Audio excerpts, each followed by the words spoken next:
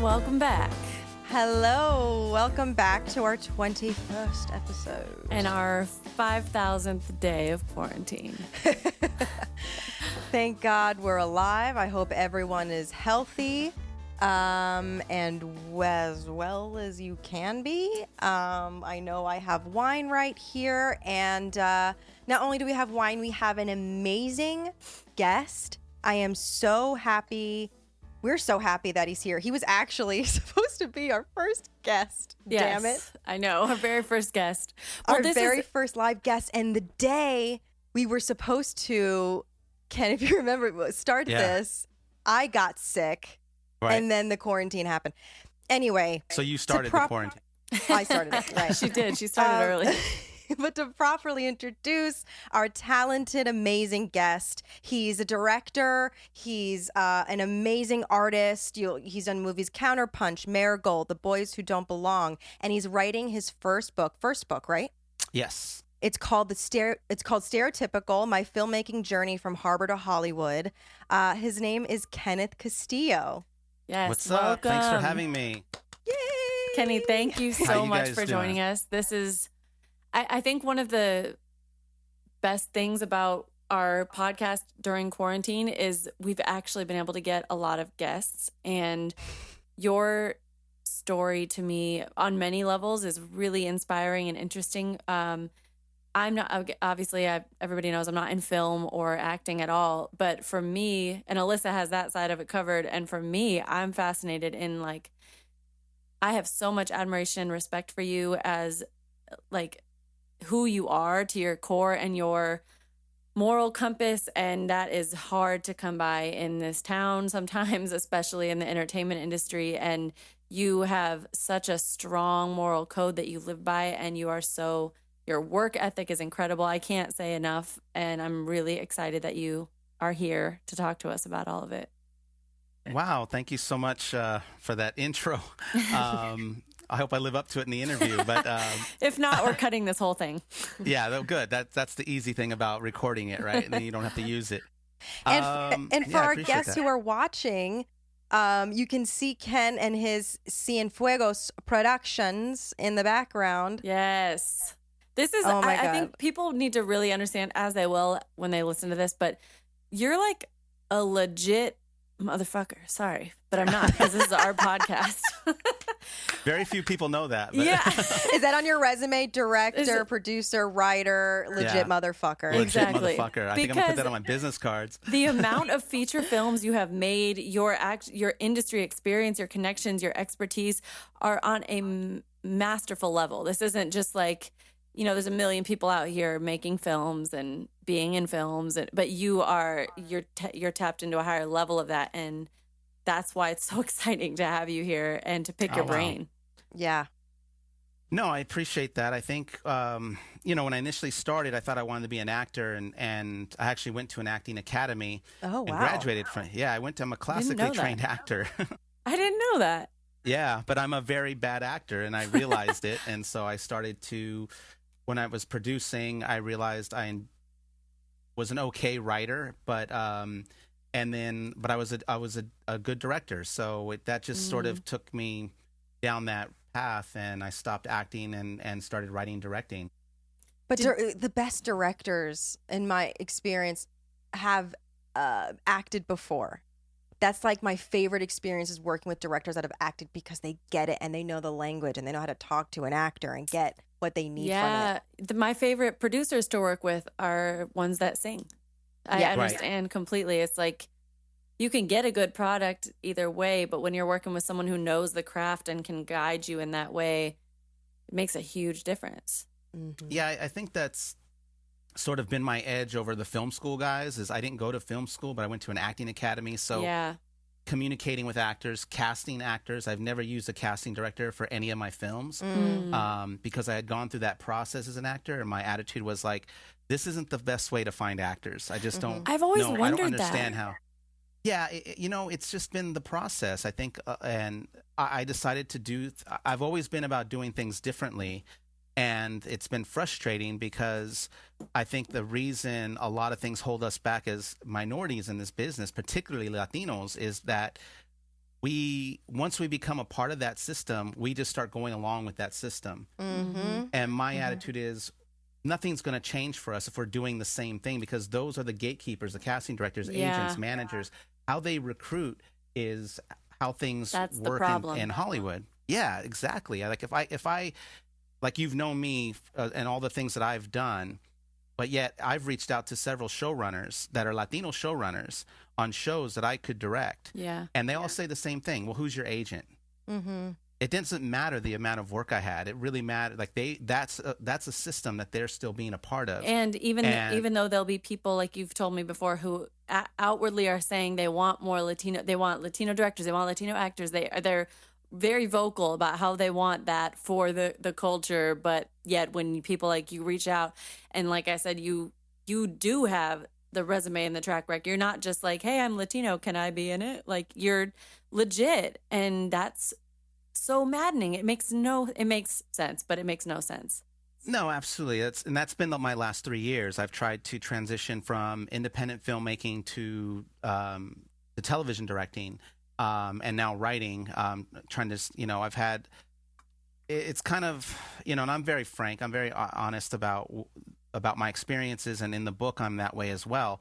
I don't give up anybody's names, but it's always been the white guy that's reached back to me. Even, it's always been like, here's my reel, what do you think? Oh my gosh, this is great, but let's continue the conversation. As opposed to a Latino showrunner, I send my reel and it's like, oh well, we're not looking, or you don't have the right experience, you don't have the right agent, and there's a million excuses, and then they go on these panels and talk about how we need to support each other, right? And everybody in the audience applauds, and I'm like, I figured out something, it took me a long time to realize, but particularly with any celebrity, they're always great in a crowd, but on the one-on-one is really where you get to know them, because if they say the right thing in front of a crowd, well, you have 20 people that are saying how great that person is and how they're fighting for us, in this business. Yeah. But then if one of those people in that crowd goes up to them and asks for an opportunity and has done the work to earn that opportunity, and that person is an asshole to them and says basically, no, it doesn't work that way. Well, that's only one person. But you have 20 other people saying, what are you talking about? They just gave this great speech about how they're going to help everybody. Yeah. You're just one voice. And that's why, I've had to keep my mouth shut on a lot of different things. But, I'm not the only one that feels this way. There are a lot of filmmakers I know in this business that have been doing their own work, been creating their own resumes. And those are the people I'm going to go to. I don't need a casting director. I don't need an agent. I don't need even a producer to tell me, okay, let's hire these people. I already know who I'm going to hire. Yeah. Right. Why do you think, I mean, I know it's a loaded question, but like, why do you think that is when, for example, those directors or whoever's on the panel that you're talking about that is getting that response, they're obviously in a position of power on some level where they have the ability to give somebody who comes up to them an opportunity like that. And do you think it's because they're like under the thumb of the white man in Hollywood, basically? I would say they have bosses that haven't empowered them to do that. You know what I mean? And they're not gonna risk their career. The thing I've always said to people is like, look, in spite of any type of issue with Hollywood, whether it's Me Too, whether it's LGBTQ rights, whether it's representation, whether it's diversity, the one thing that everyone in this business has, their only loyalty is to their job and to the business. Yeah. Because I use Gina Rodriguez as an example. She's involved in all these different groups, and she recently got in trouble with some things she said in the media. Yeah. And I'm not debating what she said was right or wrong. What I found interesting, though, is when the media started to attack her, because she was such a sweetheart for so long, when they started to attack her, all the people and all the groups that she was a part of, not one of them came to her defense. Not one of them.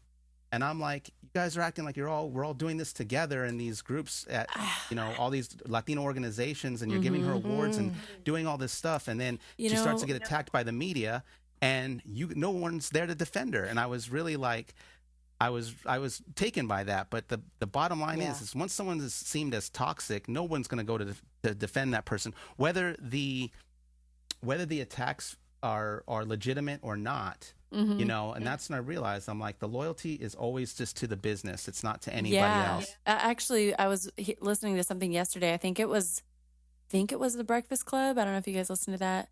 Yeah, absolutely. And they were talking about Gina Rodriguez, and they're mentioning how Terry Crews at first came out to back her up, and then he apologized for backing her up because he was getting a lot of shit. And then maybe that's what but they were saying, like, you know, it's everybody's loyalty is to the business, and it's all dependent on if they're currently working or not. Right. And when you're working, and when you have the gig, or you have a gig, and then it's like capital. Yeah, it's like she's so sweet. Oh, we're like family. Oh, we're like, but let you not have a job for a minute and see who has your back. Oh, yeah. And like, it's a twisted world.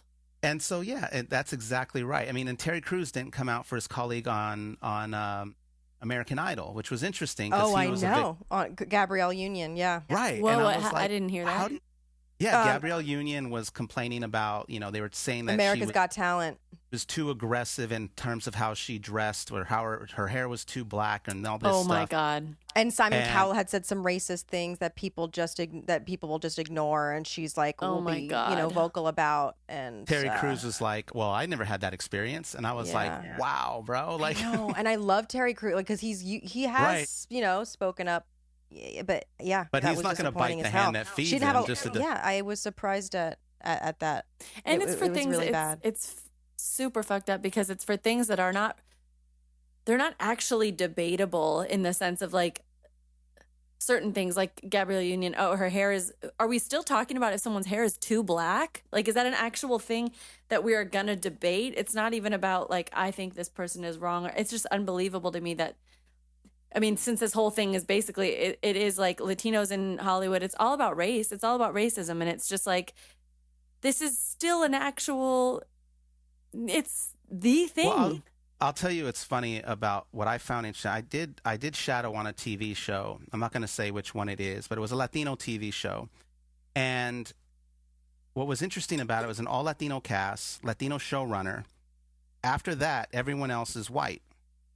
Okay, and as soon as you reminded people that it was a Latino show, it got real quiet. Like it's not talked about there. But when they're promoting the show, it's all about this, that, and the other. But I'll never forget this because I remember when you know, as someone who's shadowing, you're kind of looked at as like an outsider. They don't make you feel very welcome. Yeah. You know, you're just there to learn, which is totally fine. But this showrunner was trying to do this joke that was very specific to Latino culture. You know, it was about the use of the chancla by a grandmother and a mother, right? And the people in the room were not getting the joke, and they were trying to incorporate it in the blocking. Mm-hmm. And I laughed out loud because I got it immediately. And the showrunner turned to me and said, "Right, you know what I'm talking about, right?" And I go, "Yeah, the audience is going to get this." And then I was shunned the rest of the day. No way. Because I had this like cultural stamp connection with the showrunner, and I'm a nobody. And since nobody else above her was getting it, like I got looked at like, oh, he's dangerous now because now there's something he knows that we don't know. It was very strange. And your time there. Yeah, like your experiences are threatening to them. Yeah, what you have in your back pocket is threatening to them. And that was never aired. They never incorporated it because the higher ups were not understanding the joke, even though the audience would have gotten it immediately. Of course. You realize it's not always about the business, because if it were about the business, they would be considering their audience and what will hit best with the audience. It's an ego thing, and it's a race and cultural thing at that point. No, it's it's funny. There's a playwright. I can use her name because we feel similar things. But she was not a big fan of my work for a very long time. I always respected her, and just recently, you know, we started connecting on a different level, and because she always would say, you know, your stuff's not my thing, but I definitely respect a lot of what you do. And she actually was throwing things my way, which was surprising me. But Josefina Lopez, you know. There's so many shows on TV she should be working with. Josefina Lopez wrote a play called Real Women Have Curves. I know that play. Of course, and the HBO adaptation and the movie, right? So, but she's not working in this business, and I've always she's like, I'm not a polite Latina. Mm-hmm. I will go in there and I will say what I need to say. I will fight for what I want to do, and they don't necessarily want that. And then I started seeing the same type of person that is getting opportunities in Hollywood, and I'm like, all right, I get it now. But there was a director of a film called Boulevard Nights. He's actually a white guy, but he directed this urban film that was a huge influence on me. And I got to know this director because I did a 40th anniversary screening of his film. Because in my community, in the Chicano community, it's still very popular 40 years later. Wow. So him and I, had a dialogue going, and I never tell him I was a director or anything. And he ended up looking me up and saying, "Hey man, I didn't see all the work you've done. Congratulations. You're a pretty amazing director." I go, "Thanks. I appreciate that." I go, "Would you believe I'm not repped yet?" And he couldn't believe it. So he referred me to his agent. Wow. And yeah, I'm like, what director does that? Right. You know what I mean? Right. And he did that, and it didn't work out with his agent, but his agent was very, very polite. And I mean, probably one of the nicest people in this industry I've ever met. Wow. Because he had asked me to send him Counterpunch. He's like, "Can you send me Counterpunch?" And I said, "Yeah, no problem." So I sent it to him. He's like, "Give me a couple of weeks to look at it." I said, "Fine." I gave him a couple of weeks. I called back. He calls me back, and he leaves a message. "Can you please call me back? I'm very upset. There's been a huge misunderstanding." I'm like, what could have happened? So I get on the phone with him. He's all, "Mr. Castillo, I have to apologize to you." I said, "For what?" He's all, "My assistant threw away your package. She's being dealt with right now because I had told her specifically to look out for your package, and she threw it away. So I'm going to compensate you for that film, and I'm going to send a messenger to your house to pick up another one. Just tell me what time to do that." Wow. That guy made that kind of effort. This is a high-powered television agent as well. Wow. And when he made that effort, I'm like, well, shit, then the work better be good. And he wasn't necessarily going to sign me, but he was sending it to his agents and his agency. And, I had looked, and it didn't, I ended up not, he basically wrote me saying, "Look, I can force one of them to rep you, but that's not what you want, man. You want somebody who's going to be in your corner." And he's like, "But don't let this discourage you." The guy spent so much time. I saved the email because it's one of the nicest rejections I've ever had. What a beautiful thing. It was, for me, it was giving me some validation. It's like, okay, not everybody in this town is a jerk. Right, right. Yeah. Well, Oh, sorry. Go ahead. Yeah. No, I was just saying, that was an incredible experience. I can't tell you of any time a Latino has ever referred me to anything, even with the amount of work I've done. And so now I've started using. I told my wife, I said, now I feel like I'm predisposed to people saying no to me because they see my name pop up everywhere. And so I submitted to, and I don't submit to Latinx writing competitions or anything like that, but I did send one of my pilots to one, but I didn't use Kenneth Castillo. So now I'm just experimenting to see if it gets through. Why don't you do the Latinx festivals or not? Why don't you do those? They've rejected every one of my films. Weird. So, yeah, it's very strange. And are all my films good? No. But I would put my films. Anybody could say that. Oh yeah. But I would put any one of them up against people that have screened at a lot of these film festivals. Yeah. And the irony of it is, there was one year a festival had rejected all of my work. Their biggest sponsor was a company called Cine Latino. Cine Latino has picked up 4 of my 7 films and distributed them all over Latin America. And so my distributor was like, "You're going to go to this festival, this Latino film festival?" I said, "Hell no." And he's like, "Why not?" I go, "They've rejected everything I have." He's like, "Well, Jim McNamara wants you to go. He was the head of Cine Latino. He's like, he wants you and the cast from all your films to go." I go, "They've rejected all my films." He's like, "Yeah, but he's like, Cine Latino's distributed them all." And I go, "Isn't that ironic that I'm going to a film festival that's sponsored by a company that's distributed all my films, but I'm going to a festival that would never screen any of them?" So it's like, it was a win, ego-wise, but at the same time, and then they've come and gone. They were gone for like 5 years, and there were other film festivals that I've applied to that have just disappeared, and I'm still going. So I've told filmmakers all the time, I said, don't put so much weight onto any film festival. The only important thing is whether or not you can continue working. I go, because the Los Angeles Film Festival has the distinct distinction of rejecting 7 of my features 8 times. They rejected Marigold the Matador twice in 1 week. Well, see, okay, 2 things stuck out to me when you were just talking. And one was you're talking about that woman. You said, she's very outspoken, and she's like, she said, I'm not a polite Latina, and they don't want that. But the irony in all of it is that every Latina character that they cast, they want that. They want the outspoken Latina, absolutely. The stereotypical, out there, loud, like, don't take no shit kind of woman. They want that in the movie. They just don't want it in real life. And I mean, I know that's true with Black people too. Like, you want those stereotypical roles, but you don't want to work with those people in real life because why? And then another thing I thought of when you were like, I've never been referred, like that guy referred you to his agent, and you said he was white, and it's like, and I haven't been referred by any Latinos, and that's the exact same story that you hear with stereotypical story of women who make it, and like there's one female in the boardroom, one female CEO, or there's like, and she doesn't give other women opportunities to come in because we are all trained to think that there can only be one. If a woman makes it in there can only be one. I'm the woman in the room. I can't have another that's a threat. And it's got to be that same mentality, and it's so messed up. It's why women are held back. It's why women hold each other back. It's why, like in that situation, Latinas are holding each other back.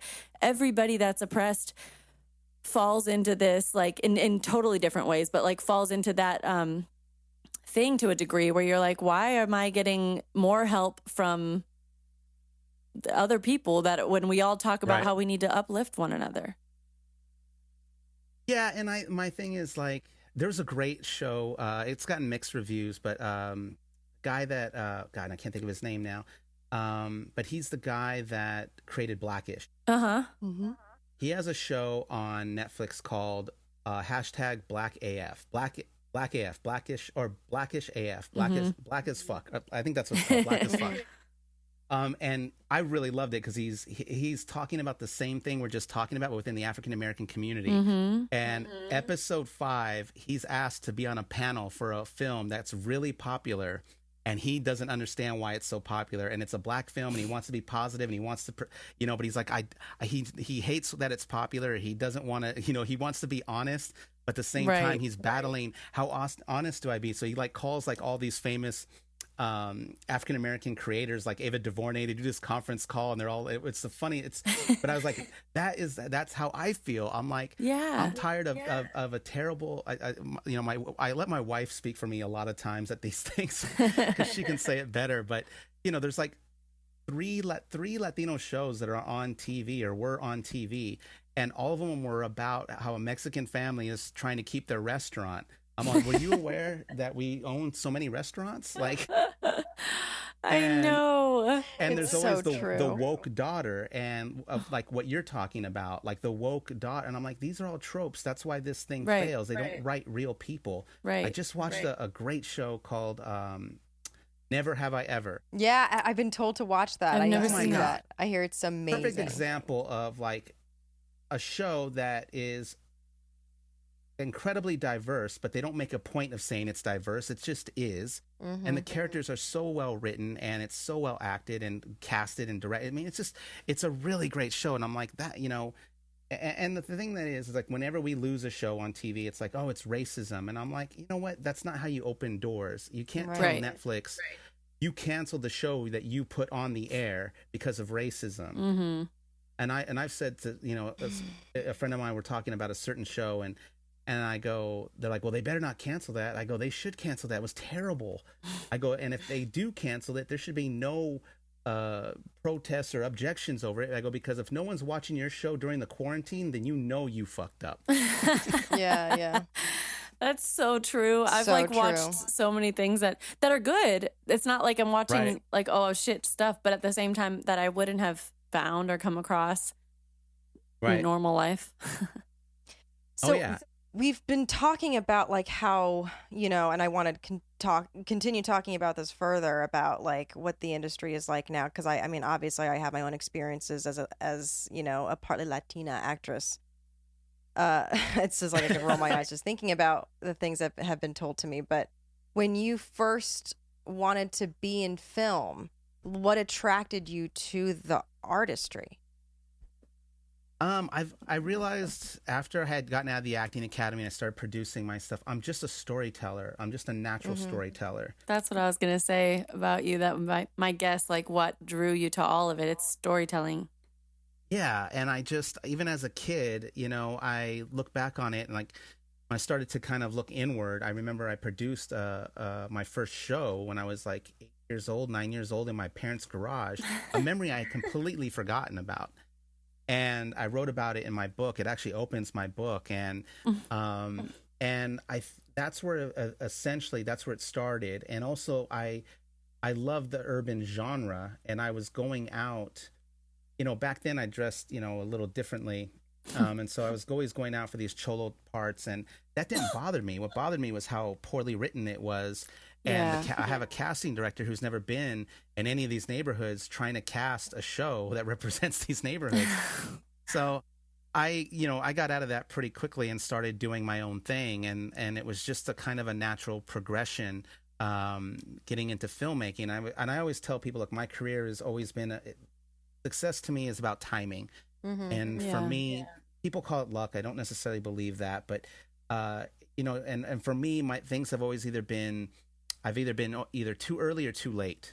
The first film I did, it's not even on my IMDb, was a digital film I shot on a Canon XL1. It was a mini DV film.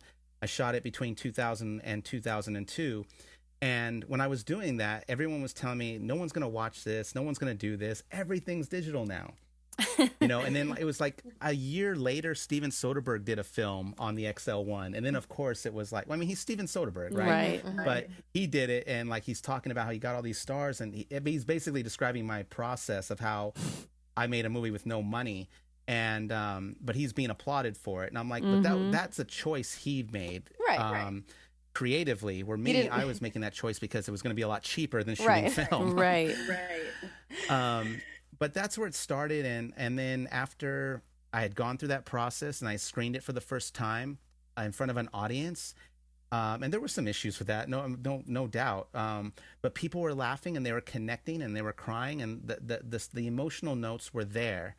The technical side was where I had the issues, but once I had that experience, it was like, okay, everything that I do is for that moment right there when that light comes up and my logo goes across the screen and there's 150 people in the audience and they're like, let's hear a story. And there's just nothing that can match that. And you get those experiences far less frequently. But it's been enough to keep me going. I've always told people, I'm like, look, you don't know you're a filmmaker until you've done your second feature. Because after your first one, if you're a sane person, you should be like, fuck that, I'm never going to do that again. But if your attitude is like, God, I got to do that again, you're a filmmaker. No doubt. Yeah, I love it's that. like the I feel like it transcends all art forms because of the point of all of them is human connection. And so whether you're the actor in that or you are the director, you're the writer, you're the singer, no matter what it is, it's like the point is to connect, but then the reward that you feel, like you're saying, when you actually are at your own screening and you're watching tears be brought to these people's eyes by a story that you told, or like you're at a concert and you're looking around and you're like, all of these people are feeling this so intensely in their bodies, and it's like one person that's tiny on the stage that's doing this, and it's just that's the magic of all of it. Yeah, there was one quick story. I did a couple of screenings at Raleigh Studios. I love their theater there. And this one time I went in, and you get, when you rent the theater, you get a half hour to come in and test your screener with the projectionist. And this is a guy who probably went to film school, probably thought he was going to be a filmmaker, and really just wants to be an asshole to you because now he runs the Raleigh Studio Theater, right? And I remember running into this guy, and he's like, all right, man, you got a half hour. He's like, just go sit in the center, and we'll go fast forward through it. And I said, okay. And you just give me a thumbs up when you want to move on, but you have 30 minutes. I said, okay, cool. I go, the first 10 minutes is what I'm worried about, because there were a lot of technical things that were happening, and I wanted to make sure they were okay. And so I'm sitting there, and I start watching the movie, and it was the first time I'd seen my movie on the big screen. Wow. And, I'd been with this film for like 3 months of editing, and it was the first time seeing the big screen. I'm just sitting there watching it, and I got engulfed in my own story. And then I realized it was 50 minutes in, and I went, oh shit. So I turned around, and the projectionist is sitting 3 rows behind me, and he's watching the movie. And I look at him, and I go like this, to my watch, are we done? And he's like, no, don't worry about it. So me and him watched the entire film, and then it ended, and he goes, I go, oh man, you should have said something. I go, I got lost in me. He's like, no man, your movie was great. I see so much crap come through here. He's like, what was your budget? And I told him my budget, and he's like, I don't believe you. I go, that was my budget, man. So man, that was so good. He's like, I really appreciate it. And this was a time I was getting ready to quit filmmaking. Oh my gosh. I was done. I was like, this is my last hurrah. And I go, this is probably my last one. He's like, no, man, you got to keep going. He's like, I went to film school, and you're doing what I want to do. I'm over here running this projector. I go, wow. He's like, you've inspired me. Oh my gosh. And I was like, all right, cool, man. He's like, yeah, I'll make sure everything goes smoothly for your screening. And he was so cool. I wish I would have gotten his name. It was so a crazy time. But it was a 170 seat theater, and we had 250 people in there. Wow. A lot of people came that I wasn't expecting. Oh, wait, I remember when this happened. Yeah, and they all were sitting in the aisles, and he came up to me and he's like, look, man, I'm just letting you know, I'm totally cool with this. He's like, but if the fire marshal comes, they're going to shut down your screening. I go, can you give me they have to come through me. And he's like, if they come through me, I'll text you, and then you can just move people out of the aisles. Yeah. So and he was conspiring. That's so cool. to help me make my I screening. bet he remembers that. I bet he remembers that still. Yeah, I just wish I would have gotten his name and number, but it was that time in my life was very the highest of highs and lowest of lows. Oh my God. So I wanted to ask you, because you're, like I mentioned earlier, I know you to be one of the most principled people that I know, and that's even more rare, I feel like, out here and in entertainment. But are there times where that you can remember where you feel like you haven't accepted or received an opportunity because of your principles or your morals, in a situation where you're just it could have been yours, but you're like, no, I'm not okay with that? Or even because of your last name.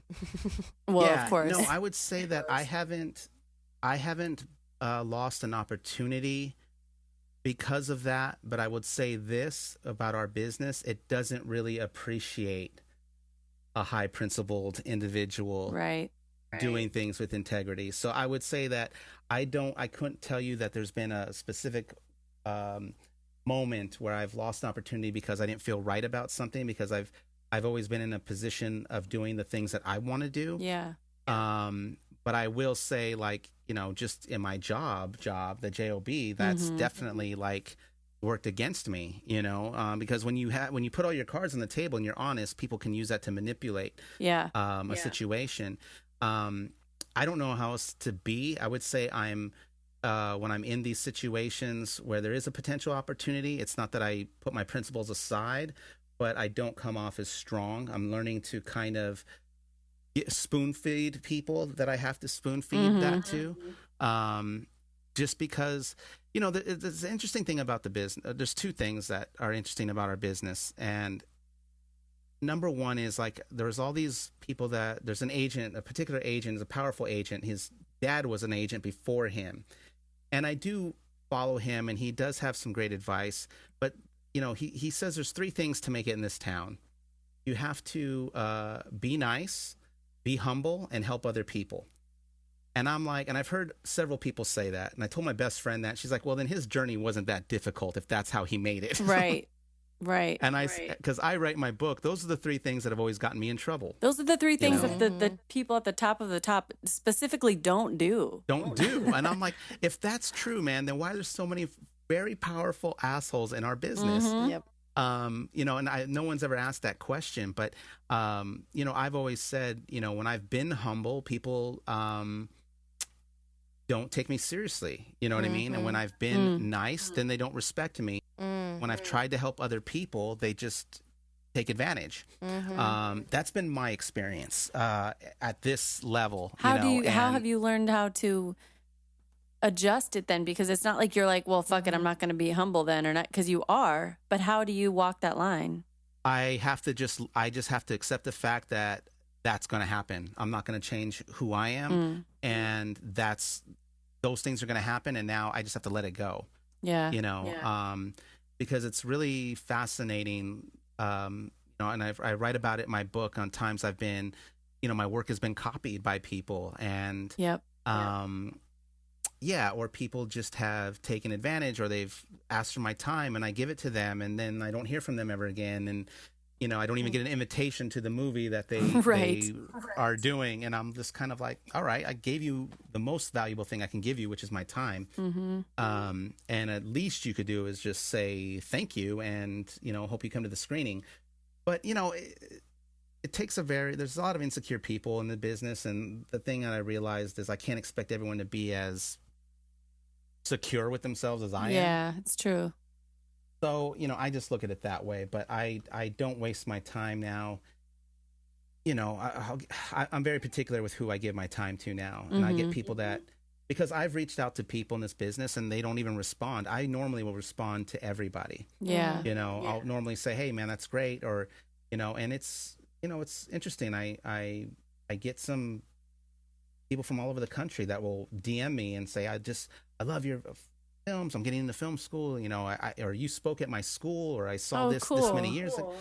Yeah. And so those things come back and I just try to focus on those. Yeah. Yeah. And knowing all you know now and having that experience, and I know you make films with your family and especially your daughter, who's also shared an interest in filmmaking. So what is your advice to her when all this bullshit that happens and speaking and people speaking out of their asses and not meaning what they say? How do you enforce integrity into her? Well, I don't think I have taught her anything in terms of that. Yeah, by watching you. Yeah, because she produced, wrote, directed, shot, edited her first short film last year with no help from me, none. Wow. Editing too? What's that? Editing too? No help? Editing too. She did everything. She didn't even let me read the script. He was planning everything. And she's actually the example I use now when people reach out, hey man, how do I get into filmmaking? I go, here's my daughter's short film. She didn't ask me for anything. And she did it. So if she can do it, she was 15. You can do yours.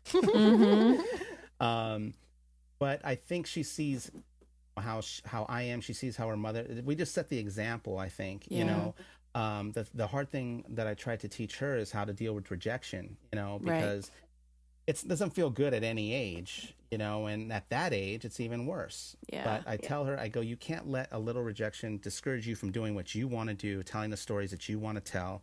I go, there is a lot of bullshit. There is a lot of politics. There's all these things, but all that doesn't matter. You just have to do you. And eventually, I have to believe that eventually, you'll find your way, or you'll find that person that will help you. Yeah.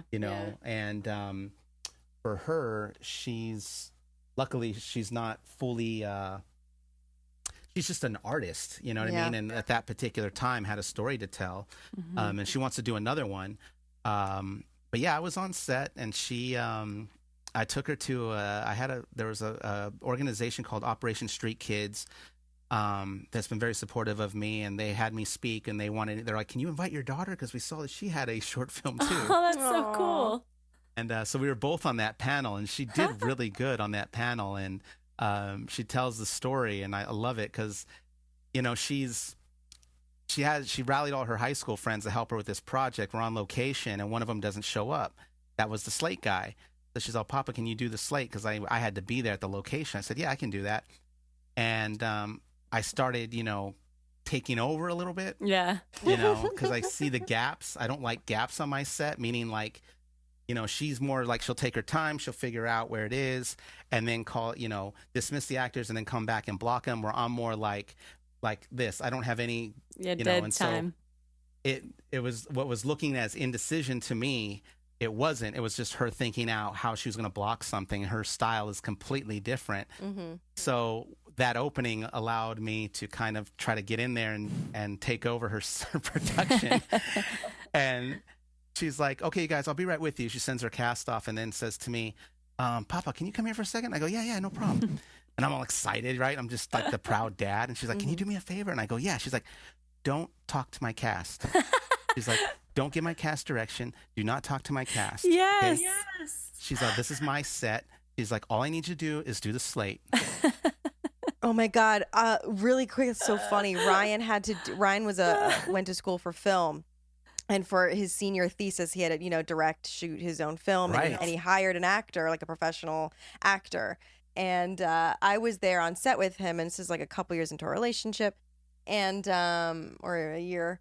And I was there, and Ryan is, not like very confident in talking to actors and getting, he's a little, green. So I was trying to help him. I was like, maybe, I'm like into this. I'm like, maybe tell him to do, you know what I mean? Like, maybe it's my help. It's time to help him.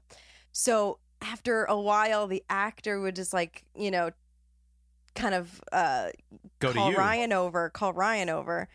And then I'm just like kind of sitting to the back, and Ryan comes up. He's like, yeah, you got to stop talking to him. I was just talking to me about him. He was like, he's actually like, he wants you to leave. Oh my God.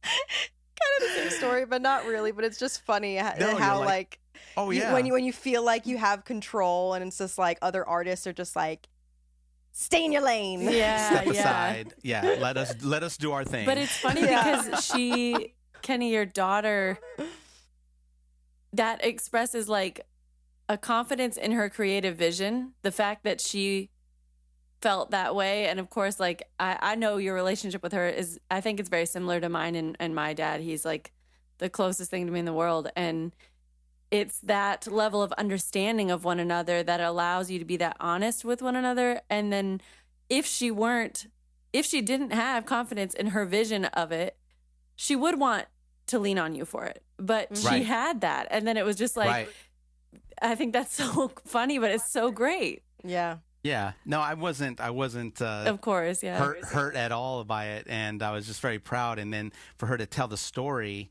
and on a panel and articulate and be very articulated. That's the one thing that bothers me the most is filmmakers who don't even know how to talk on a panel about their films. Yeah. And that's something I did coach her on beforehand. I'm like, just be very clear about what you're trying to say, and try to keep things short. You want, I go, there are going to be people on this panel, and you're going to see how not to do it. Just don't be like them. And I was right. It's is always your the person with the for panels. I mean, I've never been on one, but I watch a ton of musicians on them too. But you've been on a bunch, so like your advice is keep your answers short, kind of thing. Yeah, keep them clear, keep them short. I go, what I've noticed when I have filmed when I've done short films and I've gotten into film festivals, they put you in a block, right? And it's always the person with the worst film that talks the most. You know what I mean? Yeah. It's always the person with the worst. I go, that's how you know who has the worst film. Who's Isn't that talking true the most though in life too? And filmmaker. anytime someone comes up and says, hey, I do this and I'm this and I know this person, even if they do know that person or they did do that film, they're a shitty person usually. Yeah. Or they're just really so funny, bad at what they do, and it's like it's always the people that have to be the loudest about it. Or they're, it's the most insecure people that are talking about it. I'm very clear when I go up on a panel what I'm going to say, how I'm going to say it, and and I used, my wife is always in the audience, and I usually, because I don't want to be disrespectful, maybe sometimes I can come off that way, but what I've noticed is even when I am maybe being passionate about something or very direct on something, that people have respected it because it's coming from a genuine place. Yeah. As long as I'm confident in that. I'm not being an asshole to be an asshole, but it's like, what are we talking about? Like, you guys are talking about I'll be on a panel and I go, you guys are talking. I go, that's not what these people are here for. They're not here to hear your story. They want advice on how to get in this business. You know, and the advice I always give, I go, it's the shittiest, best advice I can give you, but we all have to find our own way. It's that, it's really that. There's no blueprint. Simple. There isn't. I go, and if you're empowered by that, then you're going to be, then you should be pursuing this business. If you are discouraged by that, then you definitely shouldn't be doing this, you know, because this isn't a fill out an application. It's not a fair business. It's not going to be fair. And it's not based on purely on your talent or your skill. No, I go, so you just got timing. Well, yeah. And there's loving this is the point I was going to make earlier. There's loving what you do, right? Whether you're an actor, writer, director, singer, there's loving what you do. And then there's loving the business you're pursuing. And that's a more trickier thing. And I'm like, you know, I was on a panel and it was just a bitch session about people complaining about Hollywood. I'm like, then why are any of you pursuing something that you hate? Yeah. Well, we want to change it. I'm like, you're not going to change it from the bottom up. You're not going to change it with your little short film. The only thing that changes anything in this business is massive success. And how many of you are working towards that? I go, because that's what I'm working towards. And that's why it's taken me so long. Yeah. I go, Ava DuVernay is changing Hollywood for her people because of her success. Yeah. I go, and she's able to do it because of her success. I go, we don't have a Latino that has that. You know, and someone will bring up Robert Rodriguez, and I'm like, he came out in the late 90s. Who else? Yeah. Who else is there? Yeah, you're so right. I know. It's like, especially, you know, because of us as a consumer of TV and film and a lover of Latino storytelling, but also as someone that goes out for auditions for those things, they're like few and far between. And if I do, I go out for like stereotypical, you know, I tell my agent all the time I don't speak Spanish, and it's like mind-boggling that there can be a Latina girl that doesn't speak and doesn't have an accent. It's like they don't exist out there, but I still keep getting sent out for those it's parts. funny though, they'll cast sometimes a Latino who's supposed to speak Spanish and doesn't. Right, exactly. Yeah, it's weird, but yeah. So like that's what I tell people. I go, don't get discouraged by the business part of it, because you're not in control of a lot of that happens, and that's what, you know. It's easy to compare ourselves to someone else who's, you know, I look at it all the time, but I'm more encouraged by the crap that's on TV because I can do better than that. Same. You know, when I listen to the radio, I'm like, thank God. Like, you know, well, but it's like there are artists out there there's so many artists that are like way beyond me, but then I also listen to, there's people out there really making it who I could stomp on, and I'm like, not even, it's funny, but it does, what you said earlier about insecure people. I think that the irony of all of this is that the people who come up with the truest, the most authentic, deepest stories are one thing, but the people who tend to statistically succeed, like you don't have to be to succeed, but statistically succeed in entertainment, whether that's music or film or whatever, tend to be the most insecure people.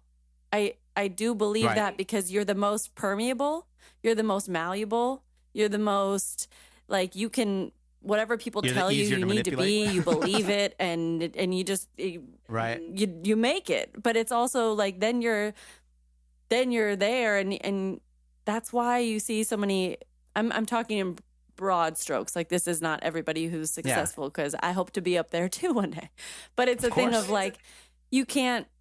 That's why there's such a story of being at the top and being miserable. It's because you didn't ever get to the point of knowing in yourself that, like, you, Kenny, like for example, you're saying, and I know you to be very solid in who you are, and you know who you are, and you know what you're doing and why you're doing it. And you can succeed that way too. It's usually a longer path because you have to wade through so much shit. But if you're part of the shit, you kind of float up to the top faster. Right. It's interesting. No, I think that's a good point. And I've always said, like, just kind of reiterating, but it's not going to be fair, and it's never going to be fair. So it's like, don't focus on trying to make it fair. Just do your thing. Oh, but I was going to say is, like I watch something like Ozark and I go, okay, I'm giving up. I'll never write something like that good. I just finished it. I'm obsessed with it. Yeah, and then I'll see another crappier show and I'm like, oh man, if this guy can get his show on the air, I go, I'm not going to have any problem. Yeah, absolutely. There's not really like a rhyme or, I mean, that's when the truth of it really is a lot about who you know and your connections, and that is the truth of it. And it doesn't mean that if you make it because of who you know that you're not worthy, because some people make it who have real talent and it was a personal connection, but that is a big part of the game. And I'm even more specific with that. I say it's who's willing to give you an opportunity and who isn't. Yeah, you're right. Because there are a lot of people I know, and they're just not going to give me an opportunity, and that's okay. And there have been people that I've, just to give you an example, like there was my son loves The Flash. and Green Arrow. Yeah. He loves Green Arrow and The Flash. So I wasn't following Green Arrow or The Flash, but this guy posted a really cool on BTS of being on set for Green Arrow. Mm-hmm. And I looked at it, and he turned out to be the director of it. And he was a stunt coordinator, and he's the director of Green Arrow and Batgirl. So I just DM'd him, hey, my son loves your show. I go, you're ever looking for an urban director for a DC show, I'm your guy. Mm-hmm. I just DM'd him that, and I sent him my link to my reel, right? He responded. Within like a half hour. Within a half hour, he's like, "Man, your reel is crazy. It's a great reel." He's like, "Keep in touch. Are you DGA?" I go, "I'm not yet," but I go, wow. The thing is, you don't have to be DGA to direct. You just have to have sponsors that will sponsor you, mm-hmm. and I have two. And I go, "But I have the sponsors, man." I go, he's like, "We're finishing up the last season, but let's he started following me. I followed him. Let's just keep this dialogue going." And I mean, that was just some white dude shooting, watched my reel, responded. On the flip side, there was a showrunner that I met, Latino showrunner I met, and she was very gracious at first and was like, "Send me your reel," and I did, and I'm like, "Have you seen it yet?" "No, haven't had time. She's posting pictures of her dog, and I'm like, "All right, you know what? I'm done." Yeah, oh yeah, go ahead, finish what you were saying. No, I was just like, okay, you don't want to help me, that's okay. Right. I'll move on. Right. It's interesting because there's also so much to be said for taking random shots in the dark. I think there's a lot of power in those because you don't expect it to work. So it's not like you're hung up on it. You're just like, why not? Like I sent a message a while back to this designer that I love. And I was like, I'm saying I've been phasing myself out of the restaurant industry. And I'm just like, I'm looking at graphic design and photography gigs and all this stuff, and I'm applying for things and officially applying for things. And I was like, if I had my pick of people to work with, and on that, if I were doing graphic design for someone or whatever, who would it be? And I just sent her a DM, and she's thousands of followers, I've been following her for years, and I have her stuff, and I'm just like, But actually, why not? Why not? Because she might not answer. Well, she's definitely not going to not answer if I don't say anything. And what am I out? Nothing at all. And I think people laugh at themselves too often and dismiss those things where because it probably won't work. But yeah, we know it probably won't work. So what? And then when you do get it, she responded to me and was like, "You know what? I actually," because it's during quarantine, she's like, "I'm not right now, but I'm going to keep your name in mind because I bet I have a dialogue with her now." And it's like, what are you out? And those are the stories that people listen to, wow, that's crazy. I can't believe you did that. And it's like, all of us can be doing these crazy things all the time. Yeah, because you have to stay hungry. You have to stay hungry. Yeah, and the thing is, it's asking. Yeah, I think there's this assumption for artists that someone's going to help you or there's this discover you or whatever, right?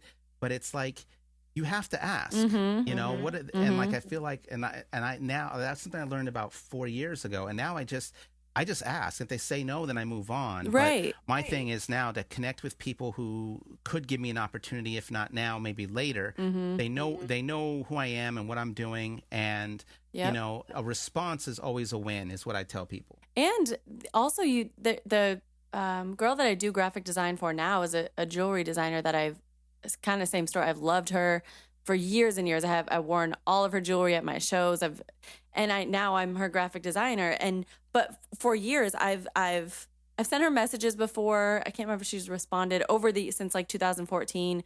I tag her in my shows every time I'm wearing her jewelry or photo shoots, and for years. And then when I started working for her, she's like, yeah, I recognized your name for some reason. And I just was like, oh, this girl, I recognize her name and I don't know why. And then she looked at my resume and hired me. And it's like, I don't even know if she's responded to me is the thing, but you're putting stuff out there like, I'll tag you because it's relevant. And it's like in their brain somewhere. Right. And then they're just like, why do I know this name? Okay, well, I'll look at hers first. I don't know. I think people take that for granted. I've reached out to a few actors that way, and I've gotten some, and some, and the thing is, some don't respond or they don't respond in a positive way. Right. But you just move on, and I think the important thing is never be afraid to ask, especially just have the confidence to know that you have the work to back up what you're asking. Right. And you worked with Danny Trejo, who's I'm such a fan of. Like, what was that experience working with him? He was great. That's like one of those full circle moments, Well, I'm so bad at film and actors, but who is that? Do you know Machete? No. Oh, no. I'm the worst. The thing is, if we showed you, have you seen Breaking Bad? Yeah. Okay. Do you remember Tortuga? No. Okay, we can move on from this conversation. The turtle. Spy Kids. Have you ever seen Spy Kids? Yes, Spy Kids. Okay, the uncle. Okay. Okay. The mean Spy Kids is the connection. Really mean Mexican-looking guy with the long hair and a mustache and a tattoo on his chest. Okay. All right. Just wanted to know. Maybe we have listeners who are as ignorant as me. So. Well, it's funny. When I tell kids, like if I speak and I worked with Danny Trejo, they're like, "Who?" And I say Machete, and they know who that is. No, it was a full circle moment. Is when we were writing the script. I wrote the script with the guy whose life it's based on. Alvaro Orlando was a bipolar 2 Golden Gloves boxer who became an actor. So it's his story. Oh. And we started writing it, and we started creating the character of this crisis counselor. And I said, Danny Trejo, that's what he does. Outside of this, a lot of people don't know, because I'd known everything about him. I go, that's what he does. He counsels, at-risk youth. And he's like, let's just write it. Maybe we'll get him. I go, I doubt it, but let's write it for him, and maybe he'll respond if we can get it to him. Yeah. And sure enough, it's a long story on how we got him. But again, it was through connections and people knowing him. And of course, because they knew him and can get him the script, they got a producer credit on it and everything else. And but he was very gracious. We had him for 2 days. We shot in Long Beach, and I ended up throwing the script out because him and my lead hit it off so well. I said, let's just play. Okay, let's just play and see what happens. And he was totally open to that. And I had 2 cameras that day. So I was able to get a 2-shot and a close-up on them, and my editor was able to craft this. Like, I think he has more dialogue in my film than in all the Machete films. Wow. My one film, because he doesn't do a lot of dialogue, and my film are very dialogue heavy. And so I just let it go, and he was just so gracious. We had a Hungarian producer, and we had a Hungarian producer, Hungarian investor. And the investor's girlfriend, of course, had to have a part in it, and she had to have a scene with Danny Trejo. Oh my God! And so he got it, and so I sculpted or crafted this scene that would not take away from the movie, but because it's Hungarian, the Hungarian Access Hollywood came to our set and wanted to interview her and him. And it bothered me because I was like, I have all these great Latino actors. I go, but I get it. She's the Hungarian, Hungarian girl that's went into Hollywood and became a big star. I go, but her part was so small. Yeah. So when it came out, she got they attacked her, saying she was a fake and a phony and everything else. Why? In Hungary, because they made the feature of her. I saw the feature of her. They made it so big, like she was the star of the movie with Danny Trejo, and then the movie comes out and she clearly isn't. She had like one scene with him. One scene with him, and so but he was just great to work with. Wow. At that point he was in his late 60s. the cool thing was when we were on set, the guy he rides a motorcycle, obviously, and Machete 2 was coming out, and the custom guy who did the wheels for his motorcycle came to set to get him approved by Danny, and machetes were in the spokes.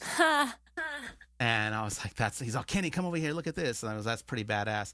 And I'll run into him at events. I got asked last year to do a Q&A with him at the Highland Park Highland Park Film Festival.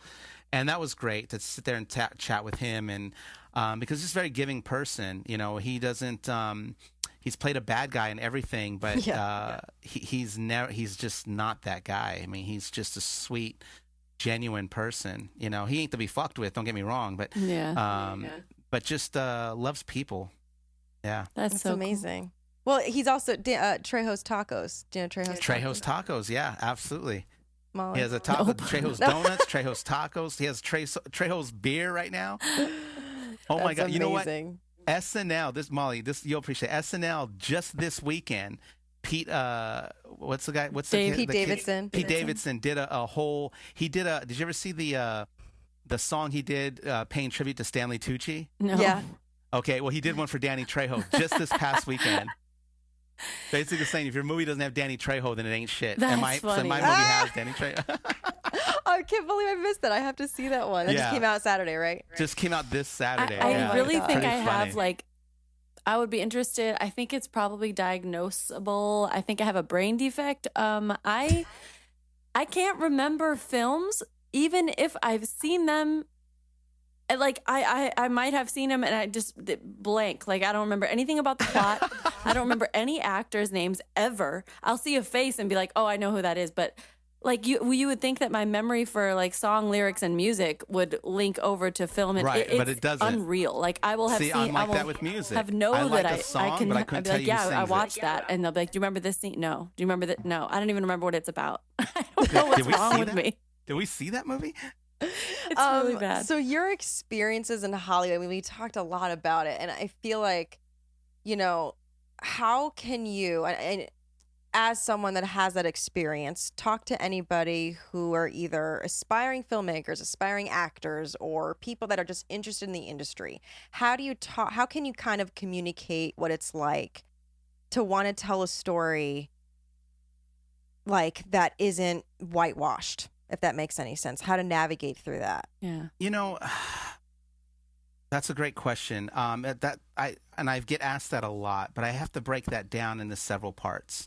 And the first thing I always try to figure out when I get someone who asks me that is do you just want me to validate you as an artist? Mm-hmm. Or I go, because if you really, this is what you want to do, it doesn't matter what I say, you're going to go and do it. I go, if you're really wanting some type of, be pointed into a direction, I can help you with that. But I always, because I get at this, I have this idea, and I'm like, an idea is not necessarily a story. I go, you have to ask yourself, why do I care? And not just why do you care? Why does the audience care? Mm-hmm. Because I think there was some really bad advice going around a long time ago about, writing what you know. Right. Yeah. Yeah. And I'm so kind of against that. I'm Me too. Write what you're interested in. And if you don't know a lot about what you're interested in to write a script, then do the research for it. Write about what you're curious about. And yeah. And for me, I was never a gang member, and none of my friends were growing up, but some of their brothers were, and we were kind of sheltered from that. But I was always curious, and I remember a lot of those experiences, and I've incorporated them into characters in the stories. My fourth film isn't even what it's about on top is not what it really is, what was underneath, which for me at that time, I was in between a rock and a hard place and had no one to rely on. And so that main character was basically me. Yeah. So it's things like that. When I was writing Counterpunch, I didn't know anything about bipolar disorder. I had to research it. But I love boxing, and I wanted to do a boxing film, and I wanted to work with this particular actor who's in two of my other films. So to me, it's it's a tough question. Is this a movie? Is it a feature? it really depends on the mindset of the person who's asking me, because, I'll get that guy who's like, I have this story that I think could get into Sundance. I'm like, a story that can get into Sundance? You haven't written one word. You haven't shot one frame. How do you know it can get into Sundance? Right. You don't know that. Yeah. If that's where your head is already, right. You're not even thinking about fade in. What's the first location? Yeah. What's the first line of dialogue? No love of the details. You're not even there, man. I'm all, you don't even have something yet. I didn't even start submitting to Sundance until my 5th film, I think. Yeah, Counterpunch was my first film that I submitted to Sundance. First film, and then I submitted my 6th and 7th to there. I didn't get in, but I did get, which was fascinating with that was there was a programmer I would run into at different events who said, I saw your film and I pushed it forward, man. I loved it, and I was like, that's all I needed. And but it's hard for me to give advice. My thing is always, if it's important to you, you'll find a way. If it isn't, you'll find an excuse. Yeah. I go, but if you've done something and it hasn't worked out the way you wanted to, then if you're a filmmaker, then you'll do another one. You should have multiple stories to tell, and try to make, I always just say, try to learn as much as you can. I'm really surprised when I talk to filmmakers who don't read, or don't watch TV or on any particular level. I'm like, how are you feeding your brain, your creativity, your your ideas? Like, how do you know what stories move you? What it feels like when a story moves you?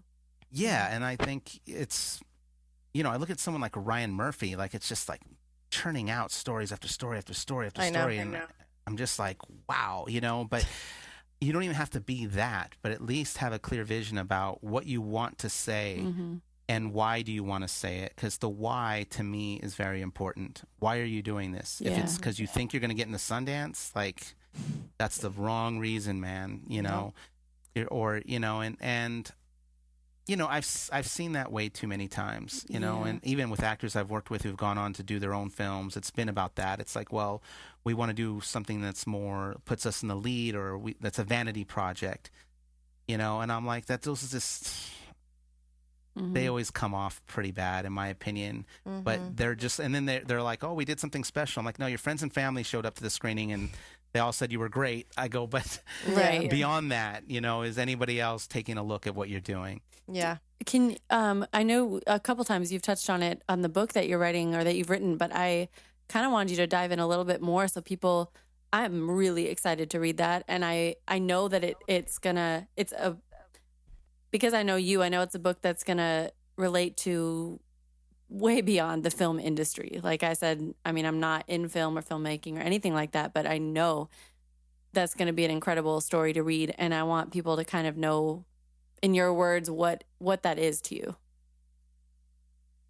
Well, originally, I had two filmmaker friends within the same week. Like these are guys that I love and respect, and I've worked with one of them. And the same week I would meet them and they were asking advice on stuff. And these were guys that would genuinely want my advice on something. How did you do this? Or how should I do this? And then I would always have some type of story to incorporate. And each of them were like, you need to write a book. And I'm like, who's going to write? I go, everyone bought Rebel Without a Crew. That was Robert Rodriguez's book because he became a huge success. Okay, so then I thought, okay, let me write something for the guys that didn't go to film school. So it was originally called Fuck Film School. And that's how it started. And then I was in my writing group and they just ripped it apart, because I literally started it off with, who am I? I'm a nobody, but this is my journey. And one of the women in my group was like, she's like, why would I start reading if you're already calling yourself a nobody? And I'm like, that's a good point. She's like, you have to have, she's like, I get what you, with your humility, but you have to have some level of, she's like, not arrogance because you've done it, but at least be like some type of swagger or bravado within it. She's like, we'll get your humility in the writing. So then I completely changed it. And towards the end of that process, I was at a really bad place and was ready to give up for like the 10th time.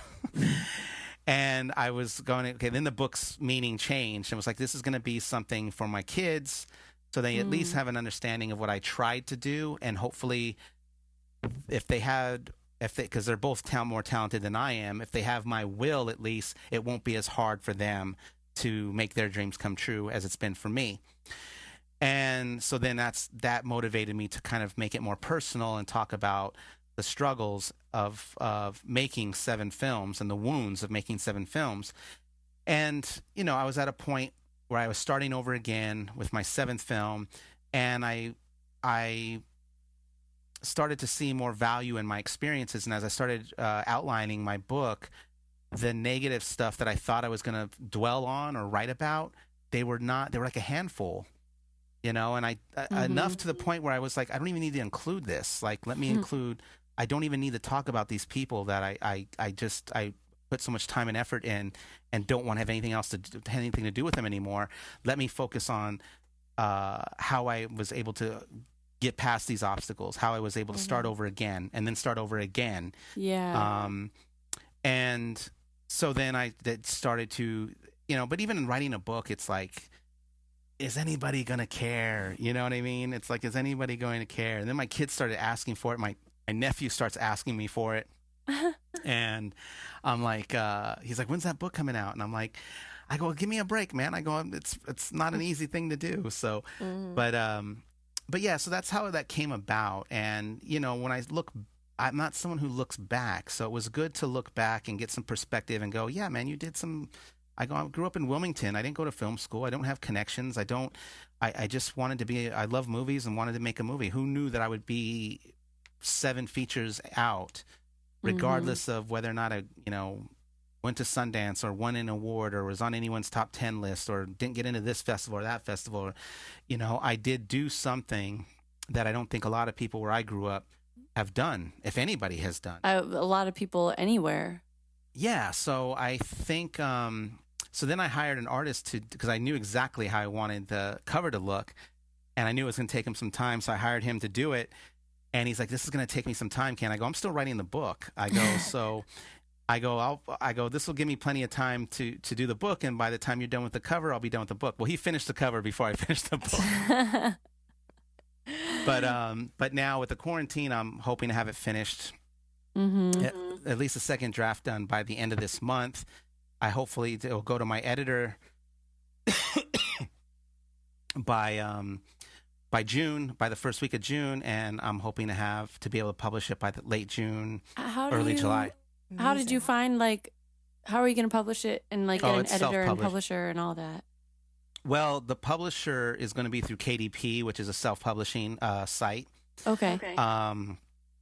You upload your manuscript, you upload your cover art, and then people can order it and they'll print it out and they'll handle all of that for me. And then they take a certain percentage, obviously. And then the editor, I just found when I was researching on how to self-publish my book, I've known a couple people that have rushed their books and send it to me, and I read it and I'm like, man, this is pretty bad. The book in itself isn't bad, and the stories, it's just they didn't have it edited. Yeah, because it costs money. But I'm like, if I'm gonna I want it to feel and read like a real memoir. So, yeah. In my research, I found an editor, and so her price point was where I was looking for, and so she's like, whenever you're ready. She's like, it'll take me 2 weeks. Wow.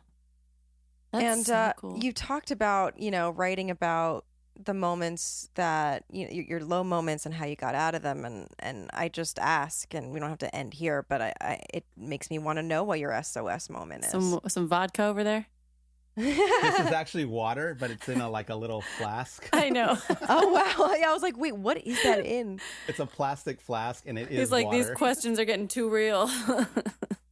It also disappears in the background, too. So I was like, what is this magic? Wow, my SOS moment. Shit. Yeah, that could have been the whole hour. Yeah. No, it was... it encompassed, I'll just give you the cliff notes, but yeah, it was basically 2010, January 2nd, 2010. I had finished my 3rd feature film script, was sending that out to my producers. On that same day, my 4-year-old son, got hit by a car. That's how I started Oh my God. To 2010. And I ended 2010 on December 14th. I had to tell my wife and my children that we were losing our house. Oh my God. So that's how it started. And I guess my SOS moment was, my son had recovered from his injuries, and I went and shot my third film. And again, I'm just breezing through everything. There's so much. That chapter alone could have been a book, but it's the longest chapter of my book. Yeah.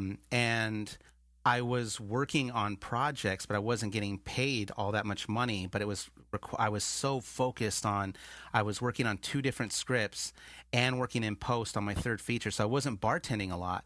Mm-hmm. So I started to get behind on not credit cards, but on mortgage payment. Mm-hmm.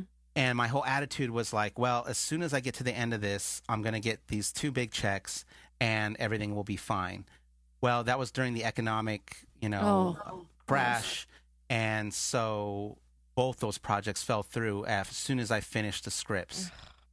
So I went right back to work, and I was working like 6 bartending shifts a week, and I just couldn't catch up. I had reached out to people that I thought could help me, but nobody could help me. So I normally, I've been in situations like this before, me and Carla, my wife, and we'd always manage to find a way out, or she was an actress at the time, a residual check would show up. Like it was like that kind of thing. And and nothing was coming because it was just like things were just piling on. Yeah. And it was very odd because I was getting ready to screen my third feature film. And so when I had told Carla that, this is what's happening, we're losing the house, I thought I could make it happen. I'm not.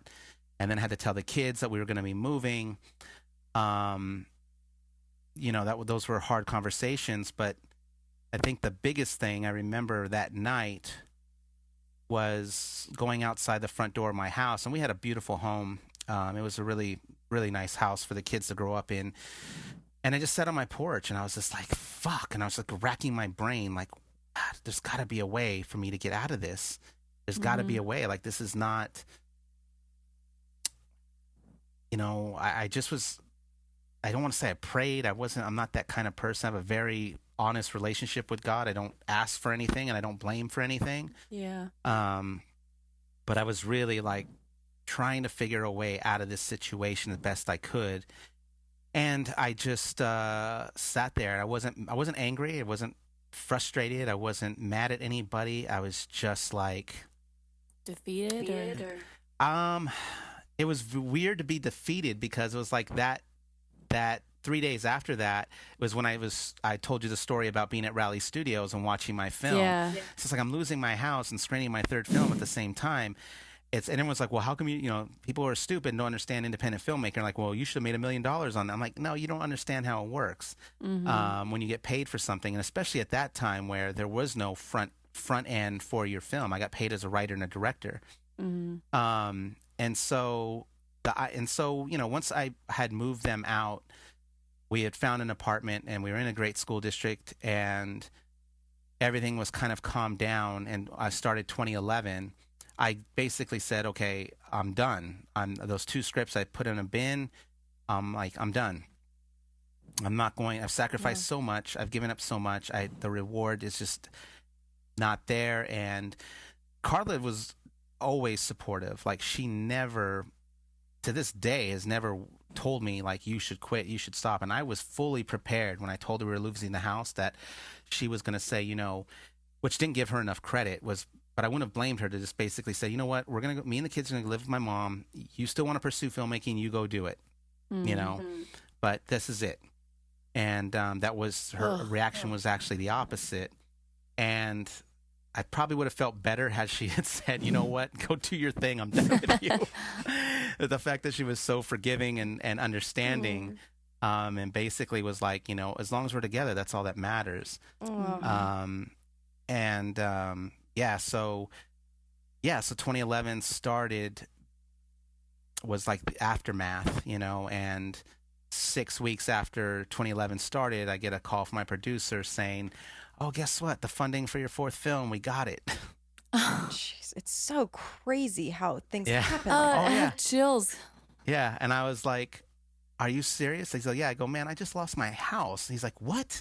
And I'm like, and he's like, we just did this. I go, I know, man. I go, I had to catch up. All the money I made was about getting us moved out and everything else. And he's like, well, what do you want to do? I go, I don't want to direct. I go, I'm done. He's like, no, you're not done. I go, I am done, man. I go, I'm not putting, I go, you're not, I go, and it was a low budget. It was lower than what I was promised. Yeah. But then my wife was like, no, man, you got to do it. You got to do it. Just make it happen with the budget you have. And then while I was shooting that one, my partner on Counterpunch called me in Mexico because I was shooting that movie in Mexico, and it's like, I got the funding for Counterpunch, but you got to come home because they're gonna hire a different director. What? And I was like, wait, what? He's like, yeah, man. He's like, I got this Hungarian producer, and she's interviewing directors from CAA and William Morris, and she's coming from Hollywood, and she wants a big name director. Mm-hmm. She's like, they're going to pay you for the script, but they don't want you to direct. I go, bullshit. I go, you set up a meeting for me on Monday. I get back on Sunday. And he goes, he's like, okay, I'll do that. And so I had my editor with me. The way I was working back then was I was shooting, and then my editor would get the footage. And then by the time I was at the end of my last day of shooting, I would have a first cut of my film. Wow. And so I told him to stop. I go, you need to stop editing the film right now and start cutting a trailer for me. And he's like, well, the producer's not going to like that. And I'm like, I know, but let me handle that.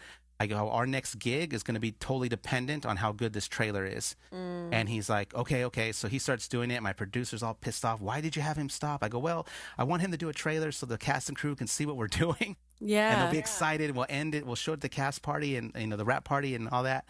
He's like, okay. And then he cut the trailer, which was probably my favorite trailer for my least successful film. Like, that trailer captured everything about what I was trying to do with that film. So I get back into LA, and the producer, we're at a Starbucks in North Hollywood, and she's sitting there with her arms crossed, looking at me, and she's like, "Why am I here? Why do I need to talk to you?" And she has a deep Hungarian accent. She's like, I told you, Alvaro, to tell you that we would pay you for the script. She's like, I'm talking with directors from CAA who's gone to Sundance and William Morris and UTA and all this. And she's like, who are you?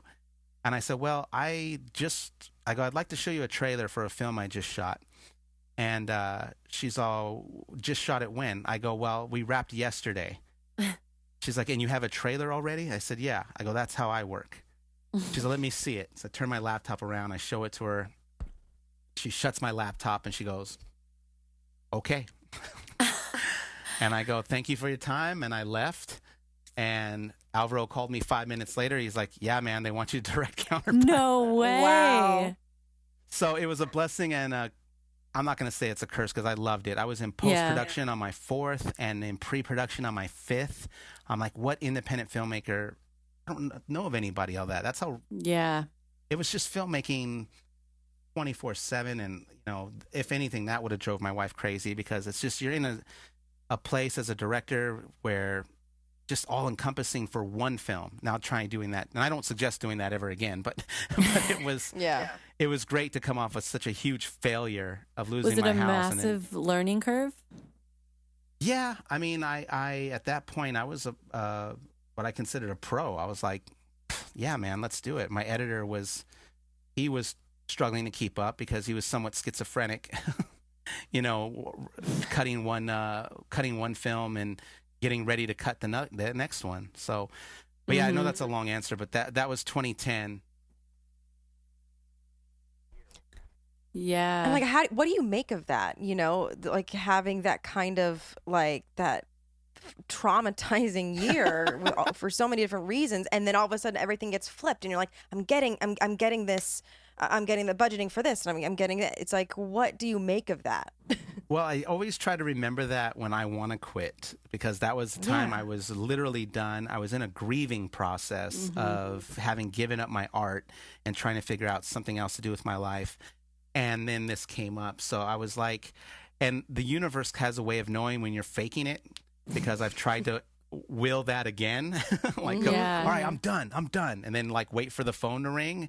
And it sort of happened because I was at a place like that again. And with Marigold, I couldn't finish. I was self-financing that movie. That was my 7th. I was doing laundry one day and I found more change in my kids' clothes than I had money in the bank after paying rent. And I'm like, what am I doing? I'm like trying to get this stupid film made, and I have no business doing that. And then I get a call from Norman Lear that he got Counterpunch, and his head of production was interesting in letting me go in shadow on a show called One Day at a Time, and that came out of nowhere, and that was again a letter, just my wife's suggestion. Write him a letter. I had no agent. I didn't get an opportunity to direct on that show because they have like very seasoned comedic directors. The guy I learned from is a legend, Phil Lewis. So I didn't take it personal. I was like, this is, I learned so much on being on that set. But again, there have been a lot of times where when I'm serious about quitting, the universe seems to throw me another nugget. Yeah. And when I'm not so serious, when I'm just trying to play possum with the universe, it knows, and it's just like, get back to work and shut up. Like, God, I know. I just keep coming back to your relationship with your family, because that's like so solid. And in these stories, these moments that you're describing, like your hardest times, I mean, even the opportunities, like more than once you've been like, well, and that actually Carla said I should write to this guy, or actually it's like you have so much support, and I know how close you are with your kids as well, and how much they look up to you. And I feel like that's, I don't know, that seems just like to be your root. That's what roots you down. Oh, definitely. I always say, I try to explain it to my parents who didn't understand my life. I go, my life's like a triangle, right? It's a triangle. So there's three things in there: my career, financial stability, and relationship with my family. And I've only had all three in sync one time in my entire creative career. And that was recently. That was like last July. Yeah. But of all those three, even if there's only two, which most of the time it's just two, the family part of that always has to be solid. And and the way I also the way I kind of deal with the struggles of my career is that I didn't have to do anything to earn my family. I just been blessed with this great family. I didn't have to do anything. I was just given to me, right? So if I have to work really hard for my career, then so be it. I'm glad I at least have that. Yeah. Because that definitely keeps me grounded. And it's great when you have the failures and when you have the successes to come home and be able to share those with your family. I mean, it's just like, I always get people say, well, how do you handle the responsibility? I don't know. I like being a dad. I like being a husband. So I don't look at it that way. My wife's been telling me to quit Bottega for the past 2 years. She's like, I'll be your sugar mama. Just quit. And I'm Ryan's like, the same way. Yeah. Ryan's just like, I can figure it out. Just quit. It's so funny.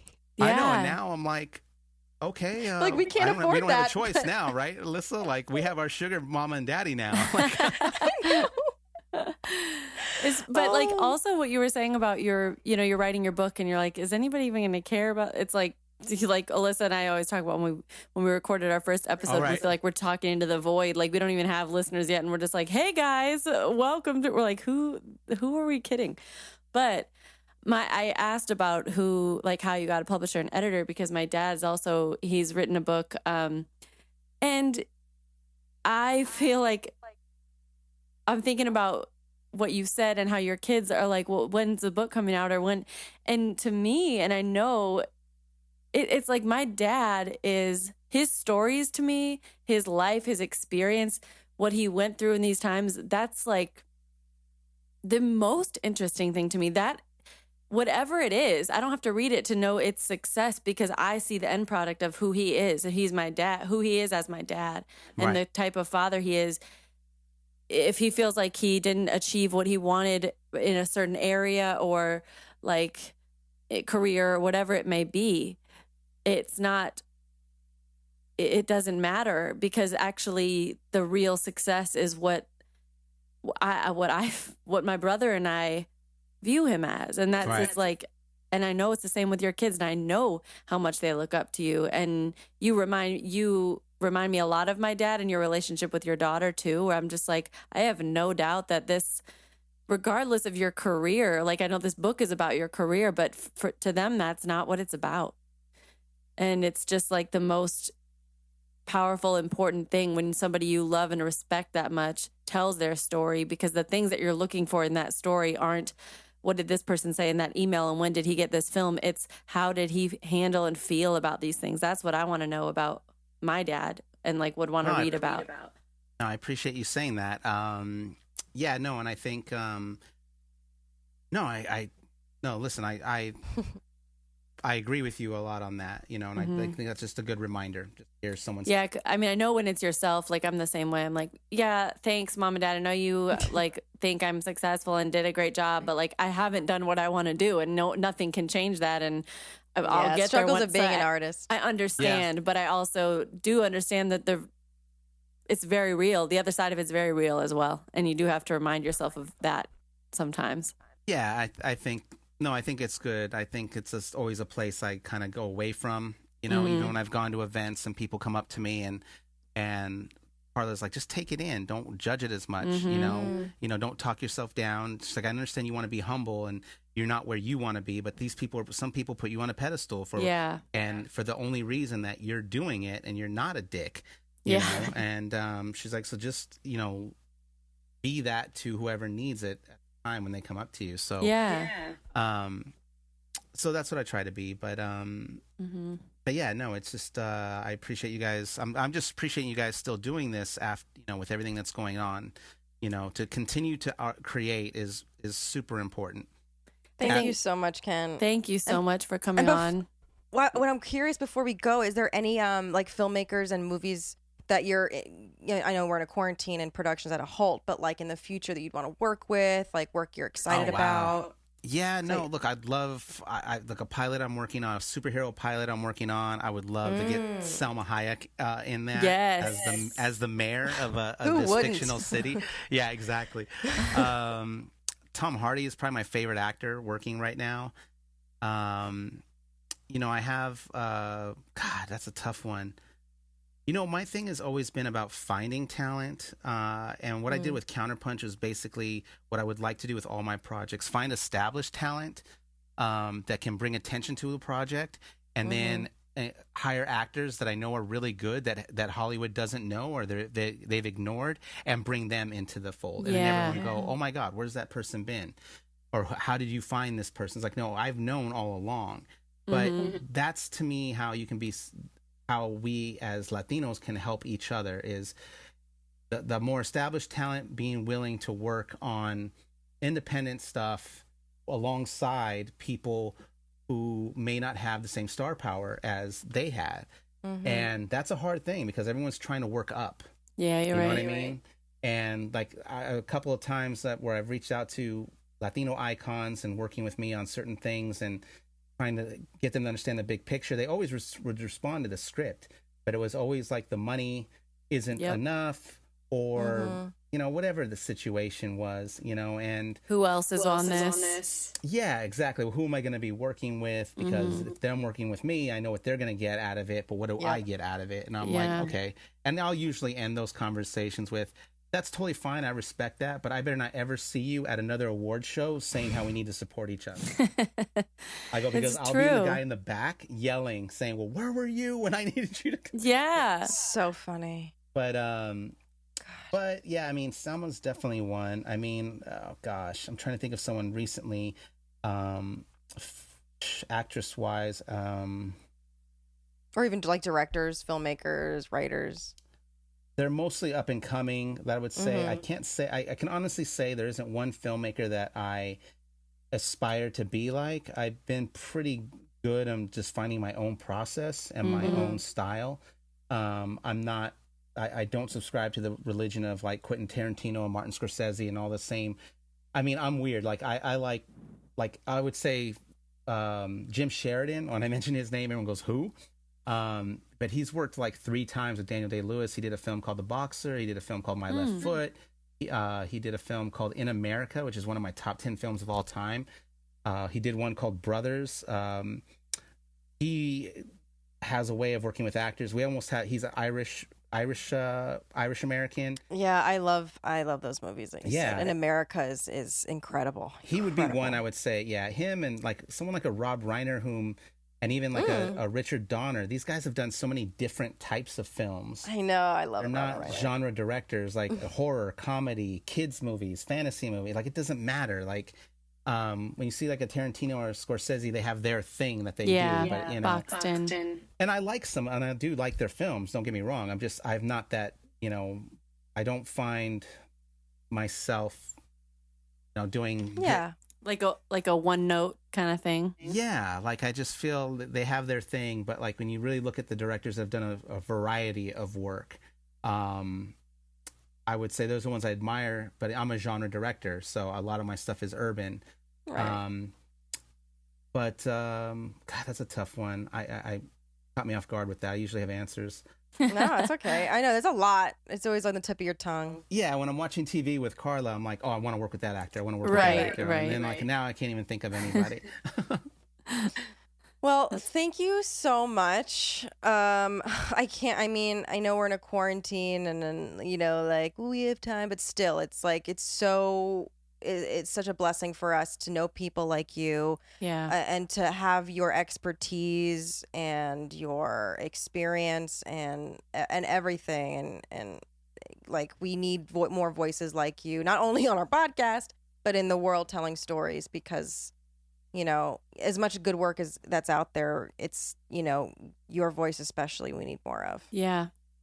Thank you so much for coming on. I enjoyed talking to you guys, and I have a tremendous amount of respect for both of you, and anything I can do to help, you know, you just let me know. Thank you. Thank you so much. And for listeners too, we're going to put a link to some recent work of yours in our bio the week that this episode comes out. So they'll be able to listen to that on Instagram in our bio.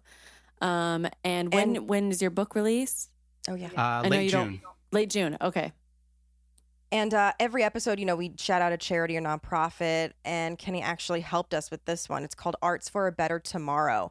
APT is an organization established in Los Angeles in 2014 by actor, producer, and humanitarian Jose Yenke, where they serve underprivileged youth in places such as Los Angeles and Tijuana by providing educational, therapeutic, and social integration platforms so that their students acquire both personal and occupational skills.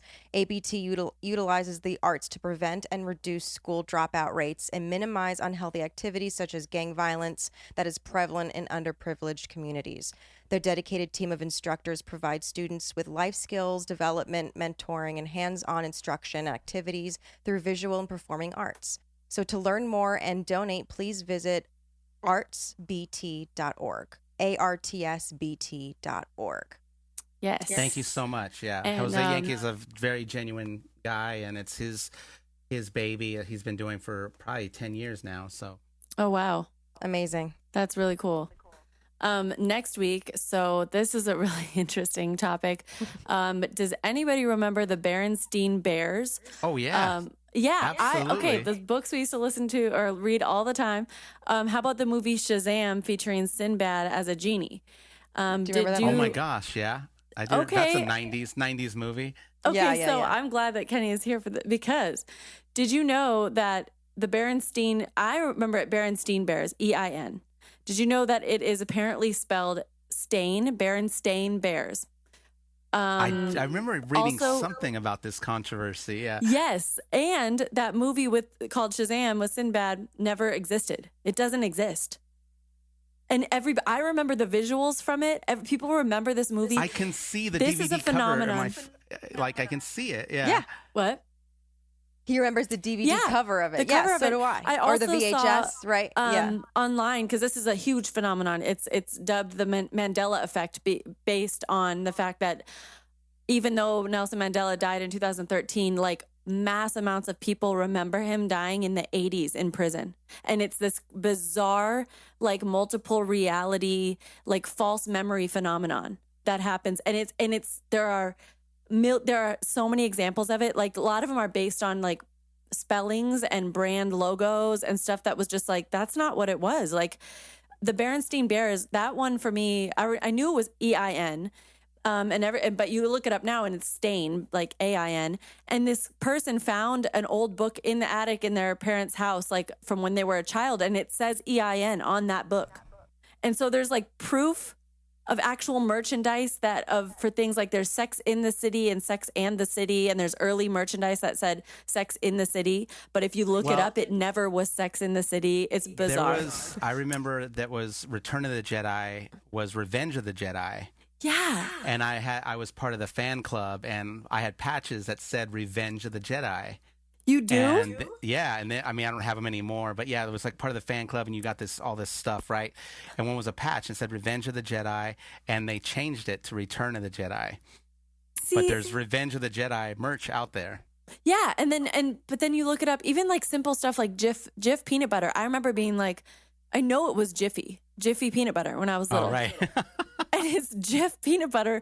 It's so many weird things. We'll bring all the ones that we find. But anyway, it's called the Mandela Effect. So it's shared false memory phenomenons. And there's massive, big historical events like Tiananmen Square in China, like that massive amounts of people remember going differently. And it's insane. People remember watching news things on the street where I remember watching him being run over by a tank. I remember seeing blood on the street on the TV, and my teacher turned the TV off, and then everyone's like, no, he never got run over by the tank. The protest worked. It's bizarre.